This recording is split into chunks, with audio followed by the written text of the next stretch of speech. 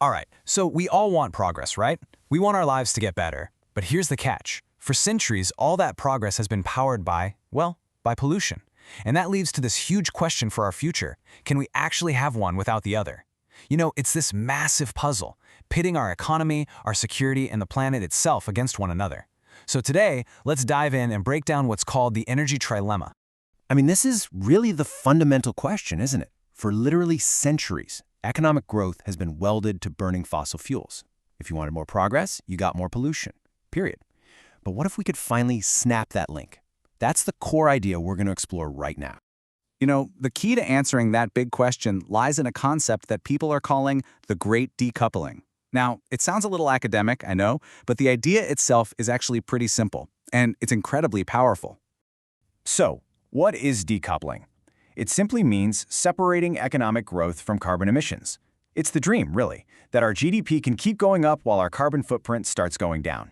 And this isn't just some hopeful theory. It is the absolute central goal of the global energy transition. Okay, so if we're serious about moving away from fossil fuels, what are our actual options? Today, we're going to look at the three main contenders that are totally reshaping our energy landscape: nuclear, wind, and solar. First up, nuclear power. It works by splitting atoms, a process called nuclear fission, and it generates just an immense amount of energy from a tiny amount of fuel. It's a real powerhouse technology that's been at the center of the energy conversation for decades, and for some very good reasons.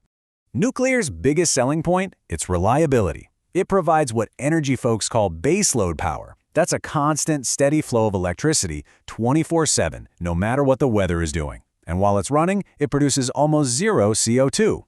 The catch, of course, is that it relies on uranium, which is, at the end of the day, a finite resource.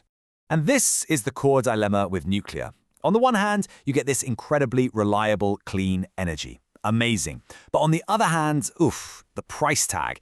The upfront costs are just massive. We're talking tens of billions of pounds, and construction can take over a decade.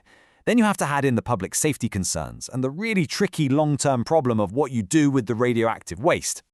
Next, let's turn to wind power. Those giant turbines are becoming a really common sight, aren't they? They capture the kinetic energy of the wind and turn it straight into electricity. So, wind is one of the fastest-growing energy sources on the entire planet.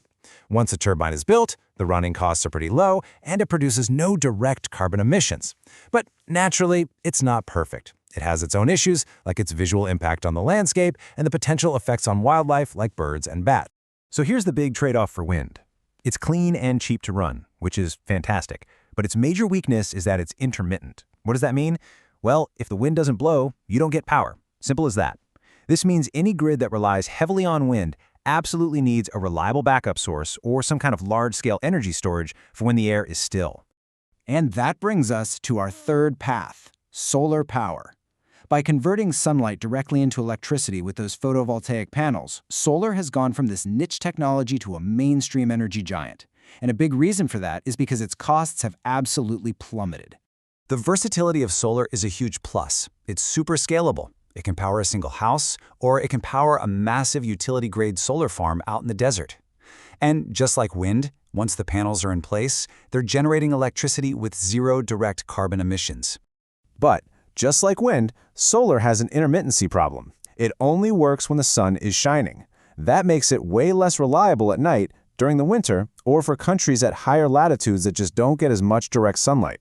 So, again, you've got to have a plan for when the sun goes down, which usually means batteries or another power source ready to kick in. So we've got three strong contenders, right? But each one has a major Achilles heel. And this brings us right to the heart of our explainer today, the energy trilemma. It's this constant challenge of trying to balance three competing goals: energy security, economic cost, and environmental sustainability. And here's the trilemma in action. You can see it right here. Nuclear? It aces the security and reliability test, but it really struggles with high costs and that waste problem. Wind and solar?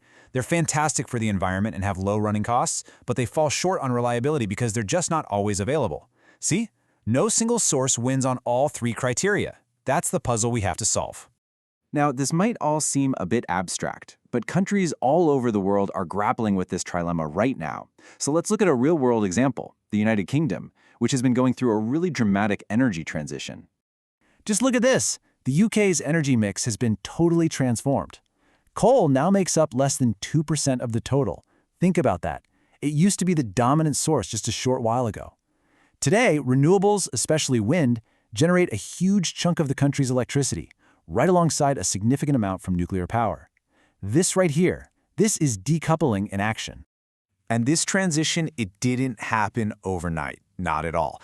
It's been a journey that's taken decades, moving away from a coal-dependent past to a future where the UK has actually become a world leader in offshore wind technology. So how is the UK solving the trilemma?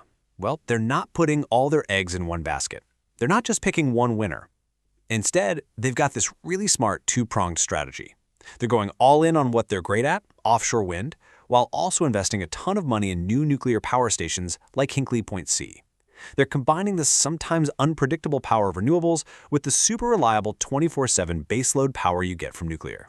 What the UK's story really shows us is that there's no single magic bullet for our energy future. The real path forward is all about making smart strategic choices and having a really clear-eyed understanding of the trade-offs involved. So after all that, a few things become crystal clear. First, every single clean energy source has major trade-offs. There's no free lunch. Second, decoupling our economy from carbon isn't about finding one perfect solution, but about using a whole mix of technologies that work together. And finally, the perfect energy mix isn't a single thing. It's a smart balance between reliability, cost, and the environment. And that leaves us with the final question for you to think about. This whole energy trilemma, it forces us to make some really tough choices. So if you had to prioritize, if you could only guarantee 2 of these 3 things for our energy future, reliable, cheap, or clean, which 2 would you choose? It's a question we'll all have a hand in answering.